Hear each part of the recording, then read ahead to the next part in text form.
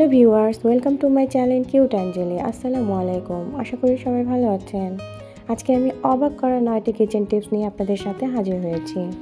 আমার এই 9টি kitchen tips দেখলে আপনারা একদমই অবাক হয়ে যাবেন। আর আমার এই অবাক করা 9টি কিচেন টিপস সংসারের অনেক টাকা বাঁচিয়ে দেবে এবং রান্নাঘরের কঠিন কাজগুলোকে অনেক সহজ করে দেবে। চলুন তাহলে শুরু করা যাক। টিপস নাম্বার 1, আমরা যখন রান্না করি তখন আমরা অনেক খাবারে তেজপাতা ব্যবহার করে থাকি আর খাবারের সময় তেজপাতা ফেলে দেই। অনেক সময় আমরা খাবারটা ফ্রিজে সংরক্ষণ করি। ফ্রিজে সংরক্ষণ করার সময় কিন্তু এই তেজপাতাটার প্রয়োজন হবে, তাই এই তেজপাতাটা একদমই ফেলবেন না। খাবারের সাথে যদি তেজপাতাটা রাখা যায় তাহলে খাবারটা নর্মাল ফ্রিজে 5 থেকে 6 দিন অনায়াসে ভালো থাকবে। আর এমনিতে কিন্তু খাবার যখন আমরা নর্মাল ফ্রিজে রাখি তখন কিন্তু সেটা 2-3 দিন পর্যন্ত ভালো থাকে, এর বেশি কিন্তু ভালো থাকে না। আর এই তেজপাতা থাকার কারণে কিন্তু দেখবেন 5-6 দিন অনায়াসে তরকারি ভালো থাকছে। এবার চলে যাচ্ছি পরবর্তী টিপসে। টিপস নাম্বার 2, আমরা যখন গোটা গোটা ডিম ভাজি তখন কিন্তু অনেক সময় আমাদের গায়ে তেল ছিটকে আসে। এই তেল যেন ছিটকে না আসে এই কারণে ডিমটাকে এইভাবে করে একটু করে কেটে নিতে লাগবে, তাহলে দেখবেন একটুকু তেল ছিটকে আসবে না। আর এইভাবে করে কেটে নেওয়ার ফলে কিন্তু ডিমের ভিতরে অনেক ধরনের মশলা বা লবণ এই টাইপের জিনিসগুলো একদমই ঢুকে যায় আর খাবারে রান্নার স্বাদটাও ভালো হয়।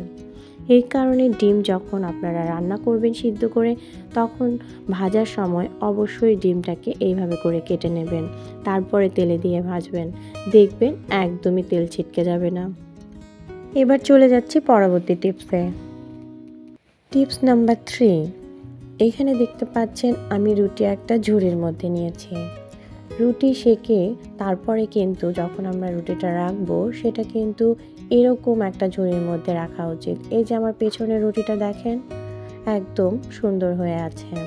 আর যদি আপনারা এই ধরনের ঝুড়ির মধ্যে না রাখেন, মানে ফাঁকা আলা ঝুড়ির মধ্যে যদি না রাখেন তাহলে কিন্তু দেখবেন যে নিচের রুটিটা একদম প্যাচপ্যাচে হয়ে যায়। আর যদি এই ধরনের ছিদ্রযুক্ত একটা ঝুড়ির মধ্যে রুটি রাখেন তাহলে এর মধ্যে বাতাস ঢোকে আর রুটি প্যাচ একদমই হয় না, রুটিটা একদমই সুন্দর থাকে। চলে যাচ্ছি পরবর্তী টিপসে। টিপস নাম্বার 4, এখানে আমি নিয়েছি চাল ধোয়া পানি। এই চাল ধোয়া পানির কিন্তু অনেক উপকার রয়েছে। এই চাল ধোয়া পানি না ফেলে দিয়ে যদি গাছের মধ্যে দেওয়া যায় তাহলে কিন্তু গাছের সার হিসেবে কাজ করে। এই রকমভাবে বাসায় থাকা অনেক জিনিসই কিন্তু গাছের সার হিসেবে ব্যবহার করা যায়। এতে করে কিন্তু সংসারের অনেক টাকাও বেঁচে যাবে।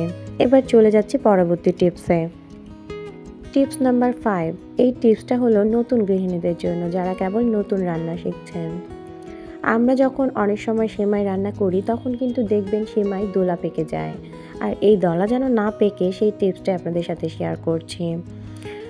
দুধটা যখন আপনারা জাল দেবেন তখন দুধটা জাল দেওয়ার পরে দুধটা আগে একটা পাত্রের মধ্যে ঢেলে নেবেন, তারপরে দুধটা আগে ঠান্ডা করে নেবেন, কিছুটা ঠান্ডা করে নেবেন, তারপরে সেমাইটা দেবেন, তাহলে দেখবেন সেমাই একদমই দলা পাকবে না।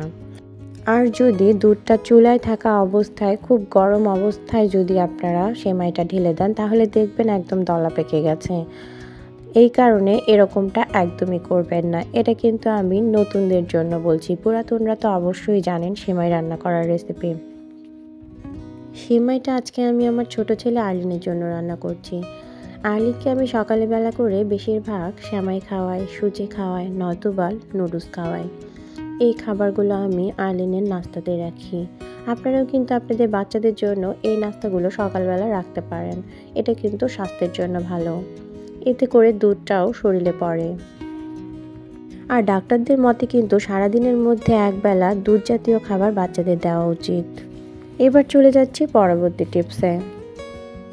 টিপস নাম্বার 6, এখন আপনাদেরকে আমি দেখিয়ে দেব ফুলকপি থেকে কিভাবে সহজ উপায়ে পোকা সরিয়ে নেওয়া যায়।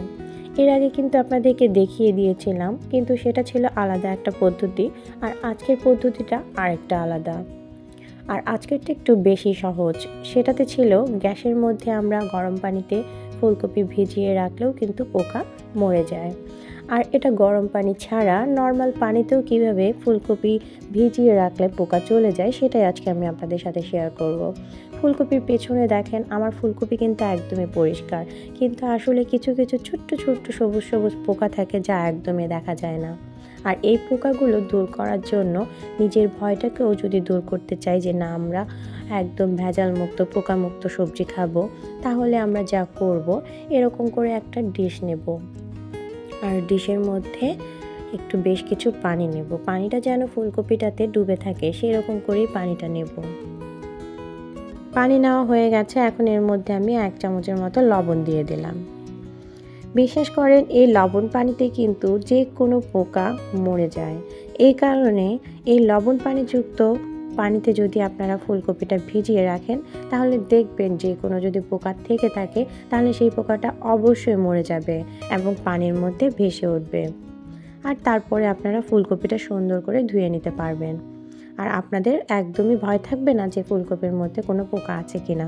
তাহলে এই টিপসটা আপনাদের কাছে কেমন লাগলো তা কিন্তু অবশ্যই কমেন্টে জানাবেন। চলে যাচ্ছি পরবর্তী টিপসে। Tips number 7। কিছুক্ষণ আগেই আমি একটি টিপস বললাম আপনাদের সাথে, যে টিপসটাতে কিন্তু সংসারের টাকা অনেক বেঁচে যায়, সেটা হলো চাল ধোয়া পানি।